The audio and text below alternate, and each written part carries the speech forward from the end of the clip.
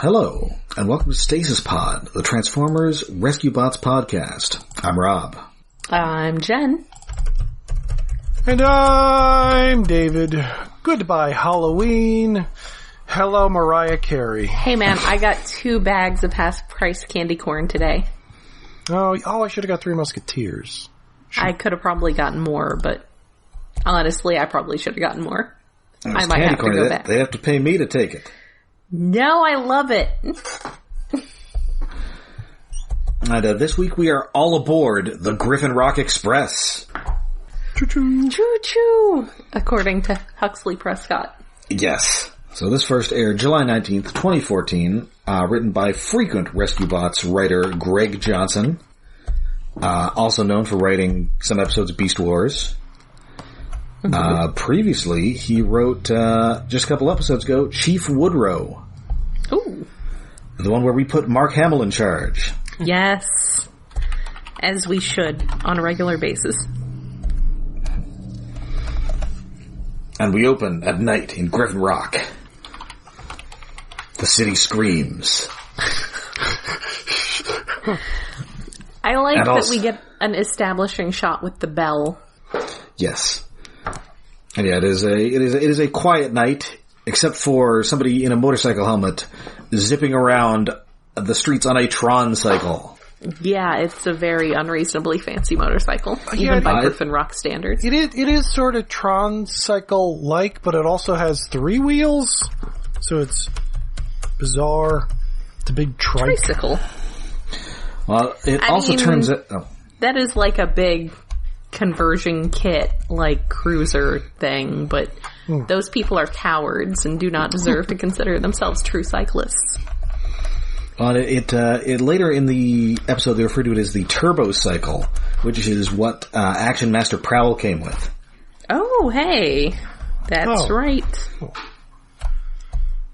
And I think we saw a prototype version of this earlier, as it was that scooter that kind of converted to a jet ski. Oh, that thing.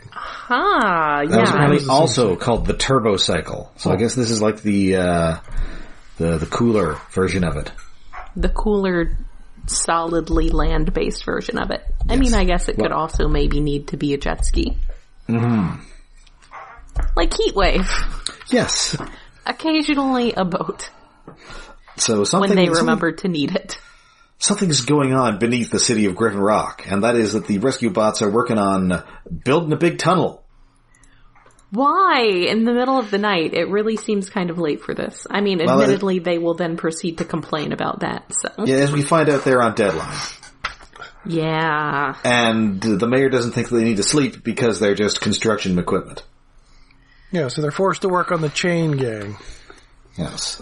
It's messed up, man. It's messed up.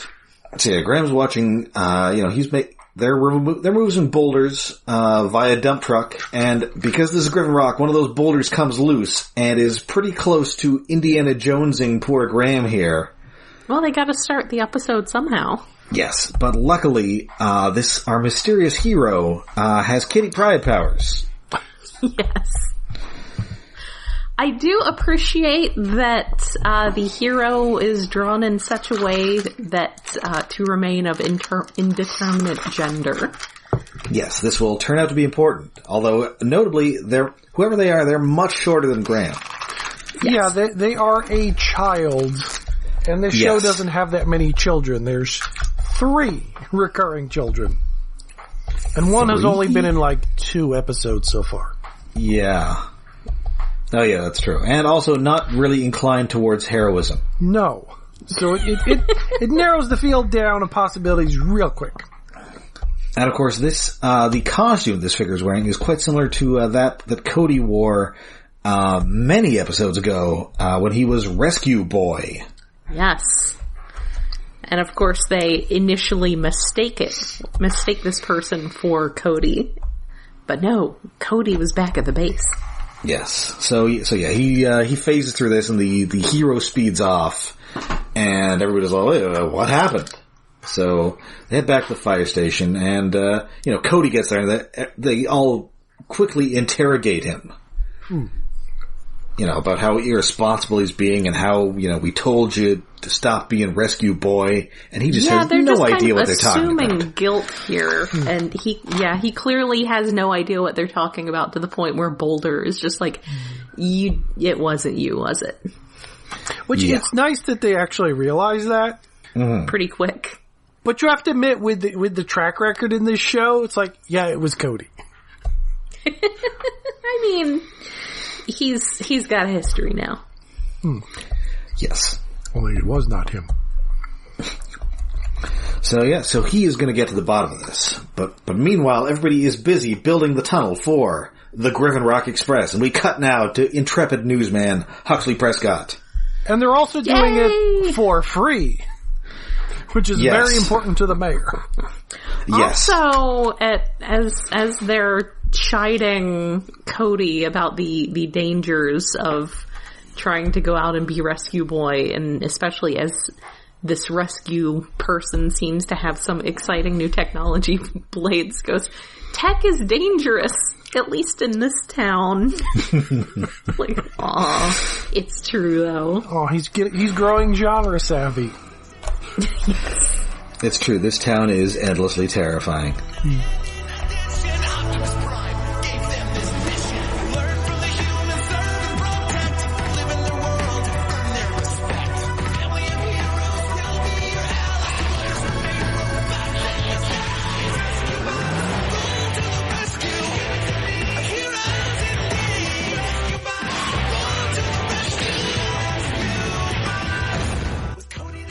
Anyway, this is the titular Griffin Rock Express.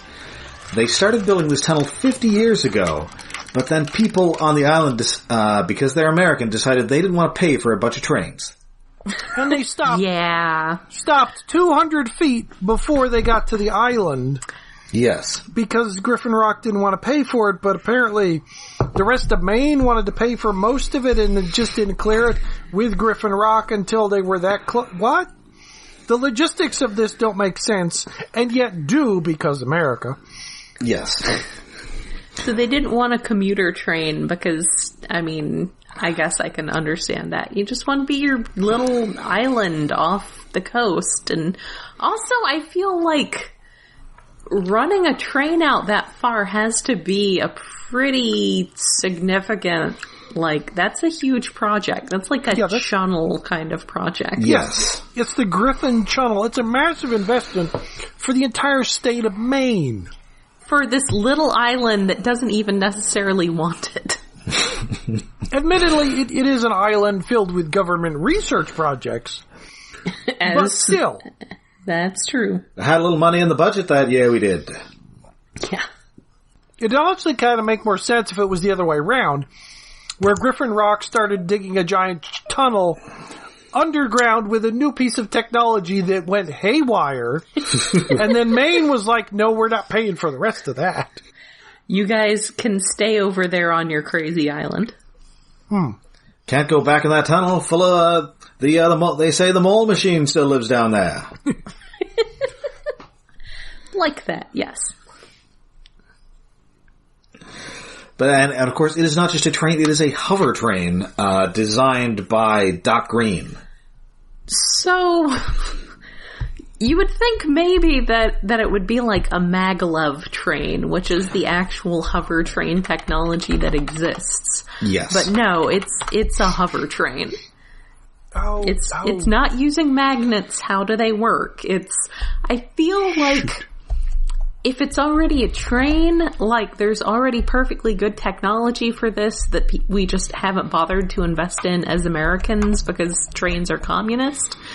And I just feel like I mean, admittedly, as we will learn later in the episode would not happen if it were a maglev train that did not continue to levitate off its rails. Yeah, but it goes off the rails because it goes off the rails. Because danger is necessary. And it keeps going, yeah. But yeah, it's not a maglev train. So if you're thinking a hover train, oh, that's a maglev train. It's not. It's like a hover bike or a hover car, except it's the entire train. It's a terrible idea. So yeah, so meanwhile, Cody is still on the hero hunt, using the Panopticon-esque surveillance system to try and track them down. But instead, he gets a call from Deputy Barney, who we've seen previously. Golly! Andy, there's trouble down here! Who is indeed just Don Knotts. Which I completely forgot he existed in this show. I'm surprised I did. He's the town's second cop. Yes. Yeah. He's the town's... Which is weird that we see him so rarely. He's the town's other police... Well, I mean, there's only 2 criminals. So you only really need the one. Do you think we'd have an episode where he's stationed out in the middle of nowhere, so that's why we never see him? But we have an episode focused on his bored life outside of town. They just don't need him. No, it's like that one episode of Justice League Unlimited where it's just about Booster Gold's adventures, where the rest of the team is having an exciting adventure. Yeah, something like that. Oh, that was a good one. Of course, it's possible this is the maximum amount they can use him without being sued by the estate of Don Knotts. Especially since they're calling him Barney. That's a bit much. It's keep it low-key and no one will notice. At least call him Harvey. Something that sounds like Barney, but isn't Barney. Nope. He's Bernie. Anyway, he's calling because they found resident criminal druids, Evan and Miles, attempting to rob the bank, and then somebody just phased them into the vault and left them there to die.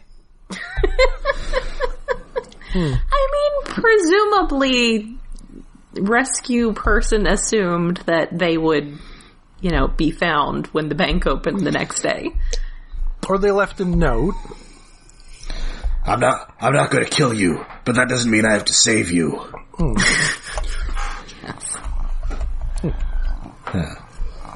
Anyway, so yeah, we now cut to the team. They're finishing up the tunnel, and nobody is too enthused about this because for starters, this is America. We don't want a train.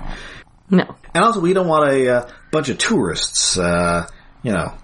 Trampling all over our, quaint and incredibly dangerous community.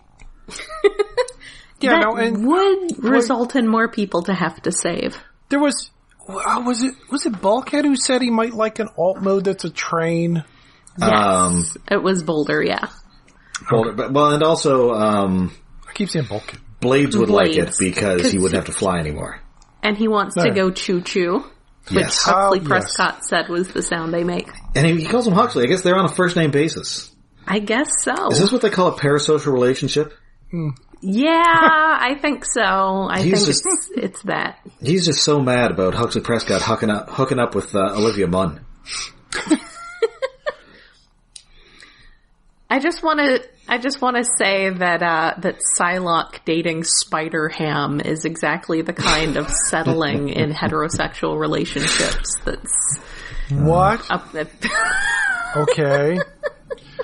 My brain was going on a different tangent. We'll get back to that track. But Psylocke's dating Spider-Ham? We're back to the Olivia. We're back to Olivia. Or maybe Munn. they're not. I'm not really following it.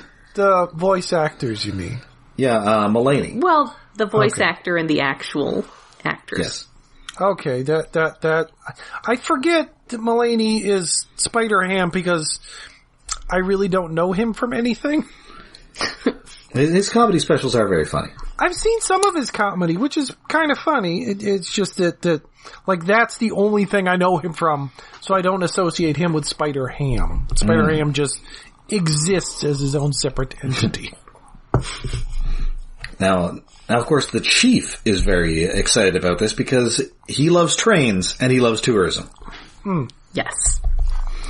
And he also... Oh, go ahead.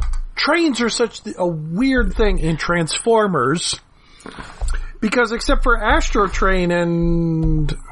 No, is there anybody else that isn't just a Japanese originally exclusive? No, I'm pretty sure it's just all been... Half of Energon Ultra Magnus? Or Omega Supreme? Omega's, yeah, I guess. Yeah, they have but a that little only bit. sort of counts. I appreciate that Hasbro wouldn't let Takara Tomy do trains, so they went and made their whole, a whole subline that was just trains. Like, screw you guys, we'll make our own trains. It's this thing that's such a cultural thing in Japan that there's an entire Sentai that's trains. Because trains are so common over there, whereas in America everything is far spread out, where you'd think trains would be more convenient, but the infrastructure in America ain't so great. That's communism, sir. We don't have that over here. I would like to commute easier with trains. Yes, I do feel like the mayor's excitement for trains is like, you're not in the best place for that. You're on an island. An island! Yeah. A small island. It's not a place for trains. There is a point a little later in the episode where he says, I've been wanting a train ever since I was a boy. Like, okay, Mayor Lusky, it's okay. Settle down. Settle down. He's definitely a guy who had like a train set. Yes. Presumably, didn't everybody have a train set as a kid of some kind? No, not really. Me. Although technically the train set was my dad's. Yeah, but feel it was in like my basement, most of us had dads who used us as an excuse to have a train set. We didn't do much with it. I just remember that there was a big circle train track and we had some trains on it. Also, Atari. Dads who used us as an excuse to get an Atari. No, I'm old. So, wait, did I have an Atari or just a Commodore 64 thing? I don't know. Anyway. And because I'm never going to have a chance to reference this again, because I don't know if trains are ever going to come up again. In the Train Sentai, Tokyuger, there is a character named Wagon, who is a robot with a booty. Oh. And Wagon. Yes, Wagon. I don't know why. She's just like the hostess on a train. It's odd. But her name's Wagon. She has an ass. I was recently looking at the Takara train line. Was it Shinkansen? Or Shinkaiser? That sounds about right. And of course, there's that entire combiner who was all trains. Oh, yes. You mean the anime that crossed over with that they're Ava? now making like a crazy, super expensive version of. Oh, yes, I mean the anime that crossed over with Ava. Ava and Godzilla and Hatsune Miku and so many other things. It's ridiculous. I was wondering the name of that one. If they had any toys that would be appropriate for my nephews who like trains and robots and would definitely be on board if Hasbro were to care to actually release any train Transformers over here. They have toys, but I don't know the price or the quality. Yeah, I looked at them and they didn't seem like something you would buy your 7-year-old nephew. No. So, I mean, they probably should have cheaper versions. Maybe the 10-year-old nephew. Definitely not the one that's Ava Unit 1, though. No. Also, that one's bigger, I think. So anyway, the entire family now has to, barring Cody, now has to accompany this train on its maiden voyage. Which they point out, while it is kind of obnoxious that they have to do all this work and then they're expected to just turn around and immediately go, be part of the ceremony, they are probably going to need a rescue crew. Or at least it would be good to have a rescue crew. It does seem odd they're taking everyone. You think they'd at least leave one adult in the family behind. Nope, they're leaving Cody. That's it. And notably also on this train is, of course, the mayor, the mayor's wife, Huxley Prescott, and Doc Green himself. Yes. And the mayor's assistant guy. Oh, that's right. Yes. The guy that looks like Urkel. Or Alfonso Ribeiro. Yes. Argyle Vest guy. Yes. Apparently that is Mr. Alper. Oh, that's why I can't remember his name. Alper just does not roll off the tongue. Just makes me think of either mountains or dog food. Yeah, Alpo is where my brain goes. Anyway, so Cody is still, he's He's like a supporting character in a superhero show. He's got to find out this hero's identity. Yes. So he sees them saving our resident Burt Reynolds-looking chronic speeder from crashing into the town statue. Because he was texting while driving. That's right. Distracted driving kills, kids. Don't do it. Unless somebody can phase you through a solid object. The chances of that actually happening are very low. Very slim. And then he also has to save a small child from being trapped in a dumpster or something. Like a container. Well, like a shipping container. You got him out of here, but are you also going to save him from tetanus? Don't play in shipping containers, kids. Yeah. That's not good. Don't play in the junkyard.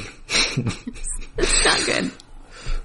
And so Cody, he heads out in the now rebuilt Rolling Thunder, previously destroyed by those tree planting machines. That's right. Oh, yes, in the Tremors episode. So he finally tracks rescue person down, and it is indeed the only other child on the island, Frankie Grain. The only other major recurring child on the island. Yes, the recurring child who might have access to terrifying phase technology. Yes. Well, there's also the pinch daughter, but that's less likely. Well, I guess stay tuned. It would have been less likely for her to be doing heroic things with it. Yes. So this is her main weapon here is the phase bit. Yes, which is a little panel that's on her chest. It's mostly meant to repair like pipes that are underground, but she's been using it for kitty pride purposes. Shenanigans, She said it was for... They're going to be installing pipes underground, which... Phasing the pipes underground doesn't do anything about all the dirt that then ends up in the pipe. It's going to be, It's not, that's not how pipes work. Maybe the pipes then fill with like a laser grid, like in that Resident Evil movie. Ooh, and just burn away all the dirt. Or if you install them pre-filled with like something that'll dissolve in water, but then it still has to displace all that dirt, displacing it. It just doesn't sound feasible. Sometimes technology is not feasible. It's okay, I guess. I mean, for repairing underground pipes, that might make sense. But the rescue bots are not happy. They think she's being very irresponsible. And, she says, okay, I'll tell my dad what I'm doing, and then I've totally stolen his thing. So meanwhile, basically she's doing an it's easier to ask forgiveness than permission thing, and she said she wasn't even supposed to know about this phasing thing. So she needs to. I mean, again, I guess if she asked, she would have been told no. Is somebody's cat purring? Yeah, that's probably Benjen. I'm sorry. Okay. No, that's fine. It's very endearing. I didn't even notice that. I just thought either somebody's got some sort of weird mechanical thing going, or there's a cat that's purring. No, he is on my lap, and so he's about 6 inches from the mic, and he is comfy there. So all aboard the Griffin Rock Express, except the Burnses are, of course, all very tired, and also the train's going very slow. It's not going as fast as it was supposed to, and the mayor is very upset about this. Well, yes, because they didn't have time to test it, like everything else on the island. This is where he points out that he's been wanting a train ever since he was a boy. It's not your train, Mayor. It's not. You don't own the train. I am surprised he isn't dressed like an oldie-timey conductor. I'm a little surprised at that, too. He does have a button that makes a train whistle, though. Yeah. But it's not. He doesn't even have the conductor hat. No, he's got some major Gomez Adam vibes going here. Yeah, whereas he should be looking like George Carlin or Ringo Starr. At the very least, whoever replaced both of them. I think that was Alec Baldwin. Oh, step down. That entire show was after my time, so... Oh, I watched a ton of that show. The only shows when I was a kid had red lasers and green lasers. Or red lasers and blue lasers. I think I tuned in a couple times to see George Carlin, but that was it. I was definitely aware of it, but Kat ended up with a weird crush on Dee Dee Khan. Okay. Oops. Don't ask. Anyway, so, they're not going fast because they haven't properly calibrated the train's anti-gravity boosters. Because of his deadline, because he wanted it done in a hurry, so they didn't have all the features online, and that's why the auto conductor has informed him that it's going to be 41 minutes until they get to Griffin Rock. Listen, Mayor, fast, cheap, and good. Pick two. Yes. You've selected all three, and that ain't happening. No. It's not how things work. But, so he says, he tells the robo-conductor to go faster anyway, and of course, this causes everything to totally screw up, and now, it is a runaway train. It is never going back. It's the wrong way on a one-way track. It really seems like they should be getting somewhere, but somehow, they're neither here nor there. Nor there. Oh, Soul Asylum is firmly in my wheelhouse. This is what happens when you have a train installed with an electronic brain, or have an artificial life form on there that turns into a gorilla. No, this is what happens when you have a rocket engine that you did not test properly, and you try using it anyway. Do not use... I could understand using something that's not been fully tested, that's not a super dangerous thing. But no, they are going right for the super dangerous thing. Yeah, in hindsight, they really should not have invited Jon Voight, Eric Roberts, and Rebecca De Mornay to be the celebrities on the starting of this train. They should have known they were in that runaway train movie. This was bound to happen. And also, you can't invite Jon Voight anywhere. That guy's crazy. What about Atomic Train, starring Rob Lowe and Blue Man Kuma? Oh, at least you got a Blue Man Kuma in there, but Rob Lowe. Which I entirely watched because I saw the opening credits and they said Blue Man Kuma. Man, it's a Canadian movie and Blue Man Kuma makes the opening credits. Yes. Or a live-action Gundam movie. Oh, Man, right. I need to watch 2012 again. It's been too long. I don't know if Blue Man Kuma was making the opening credits of that one. No. They're too busy with, I don't know, Woody Harrelson. Yeah, although He's so great in that. Although Atomic Train does at least also have, what's her name from Sex and the City, and Edward Herman from Gilmore Girls. Edward Herman's Monsters? What? You've seen him in a zillion things. He played, he narrated every Ken Burns documentary up to the point that he died. I have never seen Ken Burns anything. Madness. Oh, that guy. Yeah, that guy. You've seen him in something. Yeah. He's the, can't remember what. He's the guy who turns out to be the head vampire in The Lost Boys. Oh, yeah. Man, I haven't seen that in forever. Fun movie. So that's the real problem with this town. All the goddamn vampires. Anyway, so yeah, this train.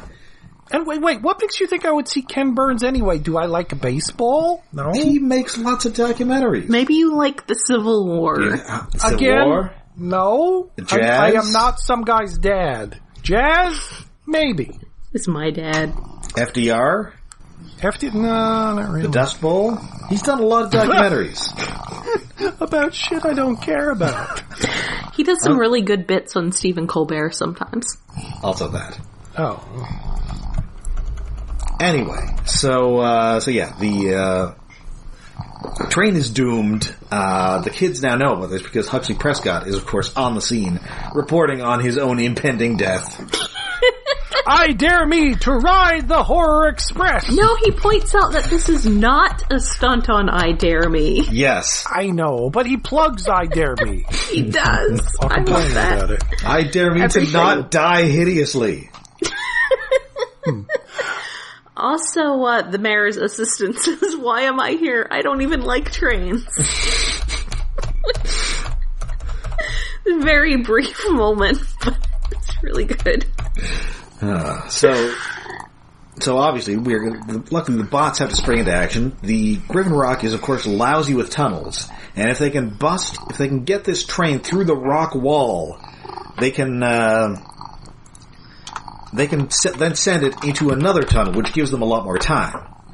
Yes. But which again, if this was a maglev train, they would not have this problem. No. Maglev train relies on the track itself to provide the counter polarity to keep it floating. Yeah, you just turn the magnets off and you're fine. Yeah. I mean, you have to deal with everybody coming to a sudden stop, but it's fine. I mean, a few cases of whiplash is better than having to scrape everybody off a bunch of rocks. Yes. So she's never phased anything this big before. So, That's what she said. So we're also out of luck if aliens fire a giant bullet at the Earth. Yeah. Man, that sure was a thing that happened. She was in that bullet for longer than you'd think. She was. No, I was reading at that point, and it was a while. A year or two? It was a couple of years. I mean, it was exacerbated by the fact that Astonishing X-Men was crazy late. Yes. Oh yeah, that's kind of when things started, like, a storyline would finish in the main story, but wherever it was actually taking place, it would go on for months. Oh, production delays started getting really weird around then. Anyway, so they're going to send the bots to break through this rock wall, and then we'll try and think of something afterwards. So they do indeed break through, but unfortunately, now it's just going to they've just got more time until their fiery deaths elsewhere. I do like that it blows past these people who are waiting for it to celebrate, including a bunch of robotic instruments in a band. Yes, there's a little robot band, there's a keyboard, there's an accordion or something. They have a whole little celebration ready. They definitely made me think of bots. Yes. Got a whole little celebration ready, and they just go right past it. So now they've got to chase this down. The bots hop on board, but thanks to Cade and Danny slowing it down with a lever. Meanwhile, Doc Green is just pulling all sorts of stuff out of this so he can get to the boosters. I was going to say something about the boosters maybe should have been designed to be more accessible, but I assume that they are probably actually very accessible from outside the train. Yes, when it is not moving. Yes. Yeah. Perhaps needing to access the boosters from inside the train while it's in motion was not something he had taken into account, because why would you need to do that? Perhaps don't put yourself in a position where you need to do that. Yes. So, unfortunately, this train is so well built that they cannot get in. Which, it also seems crazy that there isn't some sort of emergency hatch. Yeah. Yeah. Nope. Well, there kind of is. It's just that then there's a whole bunch of other stuff in the way, so he's pulling out other pieces as they go. Mm-hmm. Yeah, so it was built by the people that made the N gauge? Yes. You have to take out the battery to swap the game cart? Yeah, you have to turn it sideways to get the boosters out.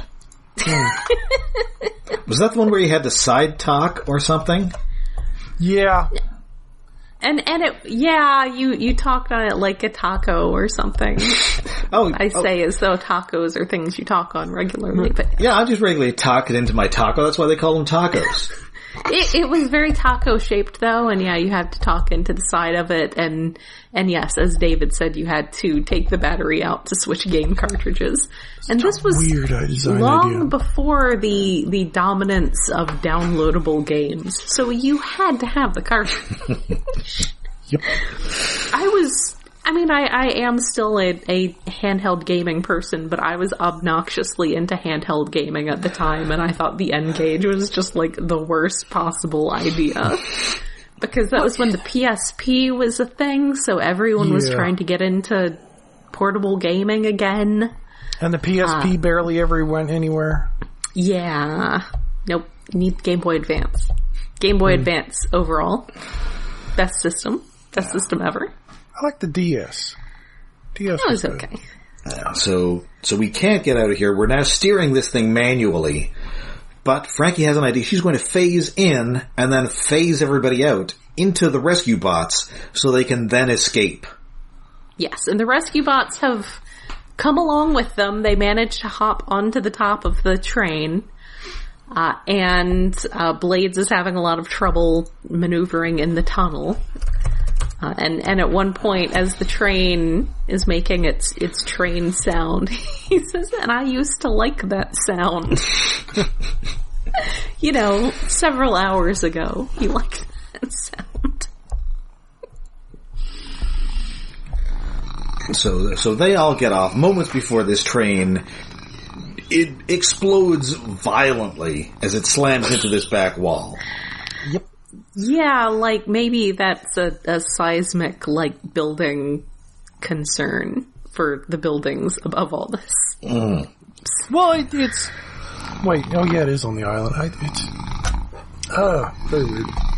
Maybe it's under some, I don't know, random EMP generator, junkyard, space. There's probably an angry bear over top of it, is what I'm thinking. It's the angry bear part of the island. Why do they have so many angry bears on Griffin Rock? So yeah, the mayor's giving a speech where he wants to... He's a little curious about how the rescue bots can apparently work without operators now. And that, of course... Just say learning computers, guys. That covers everything. A learning computer. And Huxley Prescott wants to know all about this mysterious superhero and her mysterious technology. And Doc Green cuts things off. It's for an underground drilling project. It's top secret. Don't tell anybody. And cut to, of course, Madeline Pinch. Also, okay, first, I wanted to mention that as Frankie is evacuating everyone from the train, we see their hover snack carts. Oh, yes. Which is some dedication to a theme there, because they jump up on one to get up into the ceiling. And yes, so Doc Green is like, oh yes, we developed this phasing technology for a private drilling project. Says, I wrote down what he says. He says, but I have no reason to believe they're not generous and trustworthy. And then we pull out to... cut to greedy, sinister Madeline Pinch. Watching him say this on a screen. In her ominous black car. Yes. So that's some pretty heavy duty sinister foreshadowing there. And it's sinister foreshadowing because next week is the start of the 2-part finale. Oh, we're jumping right into it. I love Doc Green and how he has no reason to believe that they're not generous and trustworthy. And he'll just say that. After repeated evidence to the contrary. Such a good guy. Listen, the man is trustworthy, or the man is trusting of human goodness, and that all of his inventions will not be terribly dangerous. Yes.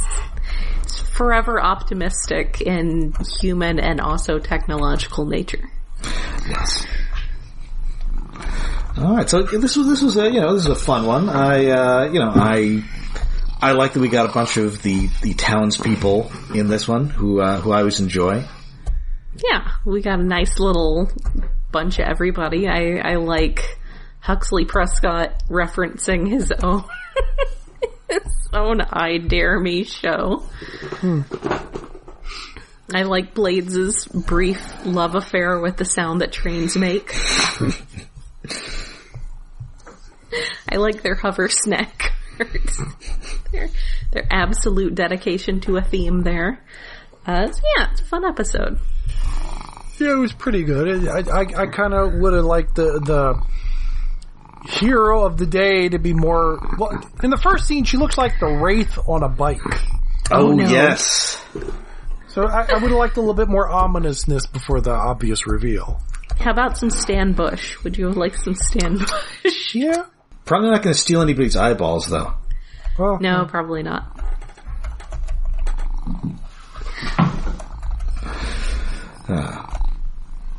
Alright, so I believe that now brings us to David's Tokusatsu Corner. yes, this week on Gosei Sentai, Die Ranger!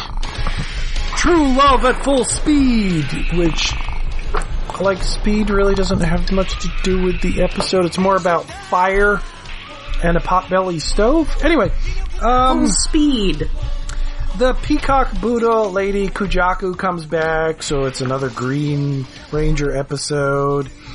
And it starts out with, like, the Peacock Buddha is like standing on a rooftop monologuing about want to fight the bad guy, Lady Gara, about in the past, and it's like, I need to be stronger to defeat her.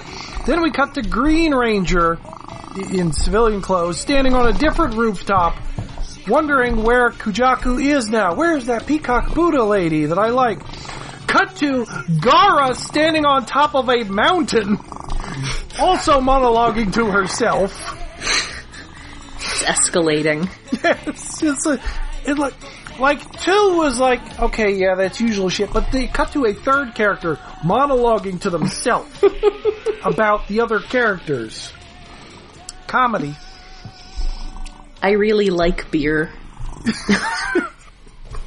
The monster of the week is Hooded Heat Haze, or Haze, or no, I guess it is Haze, because he's about fire.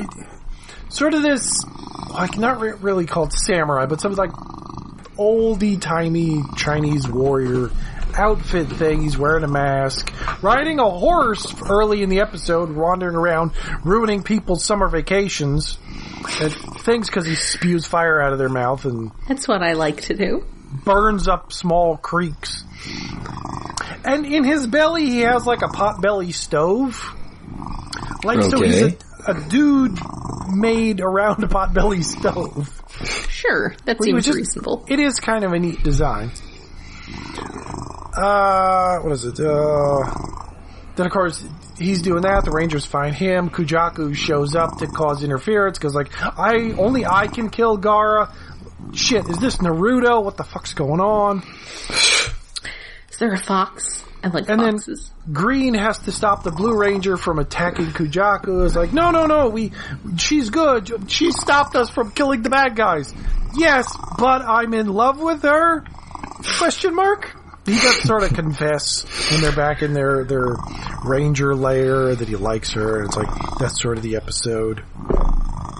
Then of course, a lot of jumping around. Then there's another fight where the Green Ranger and Kujaku get sucked inside the monster of the week in his belly, which is a cave on fire. And then belly? In the potbelly, yes, but the inside doesn't look like a potbelly because we have a generic cave set on hand, not a potbelly stove made of cast iron set. Oh. I feel like this is a raid boss mechanic in WoW. Somebody gets pulled into the potbelly and then you have to fight some fire elemental. It's also a Final Fantasy thing. A Final Fantasy thing with the sandworm. Oh no! Yes, sandworm. Which has happened, I think, 2 or 3 Final Fantasy games. It's like, it doesn't always happen, but sometimes there's like a dungeon in there or another boss battle or something. Anyway, Kujaku's complaining that, oh no, I've been weaker lately because of Earth's polluted atmosphere. Same. That it wasn't like this thousands of years ago. Relatable. If only it wasn't for global warming, I would be better. Which is, okay, nice message that it'd be nicer if Earth was less polluted right now, but you're inside the belly of a fire monster. There are other issues on hand. I suppose. So the rest of the episode, Green Ranger is slowly punching his way out of the cave potbelly, while the other Rangers are like, find out, oh no, we can't kill the monster because then that would kill the people inside its belly when, every other time that a monster swallows the Rangers, the solution is to kill the monster to get the Rangers out. Whatever. Like, shit's made up. Being in trouble is a fake concept. Whatever. Anyway, so sounds Gara decides to kill her own monster to kill the Ranger and her old rival Kujaku inside them. But the Green Ranger, thanks to the praying of Kujaku, has punched enough of a hole in his belly that they get out when he dies. Okay.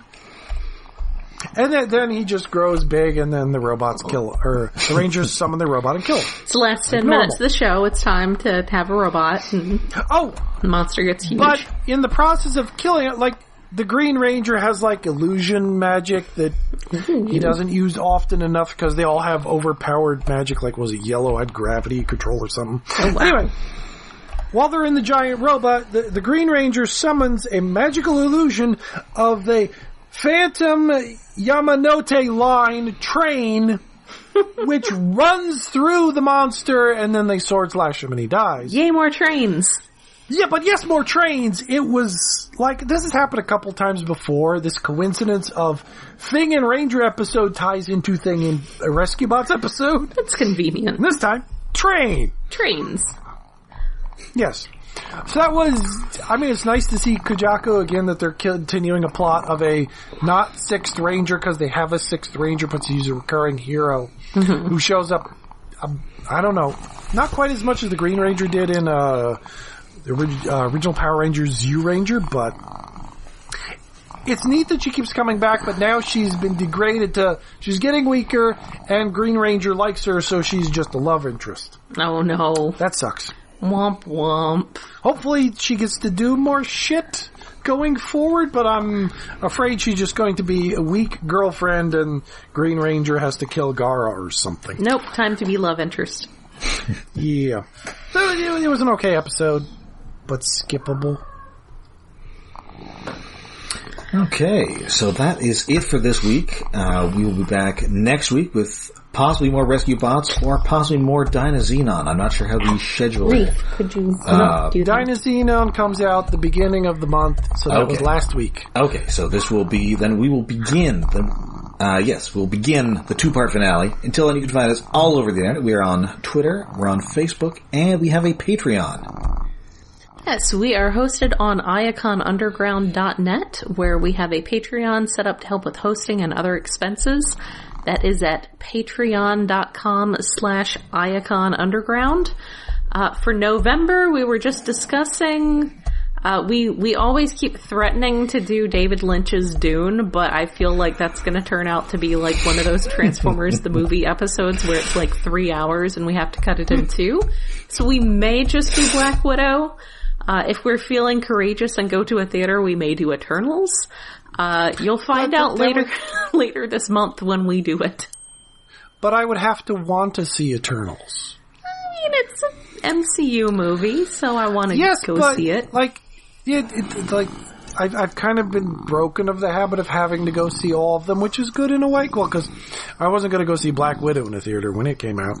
And then I missed Shang-Chi, and it's like, I can wait. I can wait now. We'll see. I was excited to see Shang-Chi. Me, I just love going to the movies. I would like to go to the movies more if my local theater didn't look like a dollar theater, but charge you $12 for midday Wednesday tickets. I mean, yeah. But my expensive theater is pretty decent, or was. Last time I was there a century ago, or whenever the hell. Oh no, I did see Godzilla vs. Kong. Yes. No, I didn't see that there. I went to the dinky little theater, which, again, should be a dollar theater. It is kind of cheap, but it's not that cheap. So we have many exciting options, and we will pick one at some point. Yes. So we'll be back next week, and we will fill your eyes with double villainy. So much villainy. Until then, I'm Rob. I'm Jen, and all this purring is Benjen. Are more episodes going to be named after foreigner songs? I'm David. Oh, don't get me started on foreign.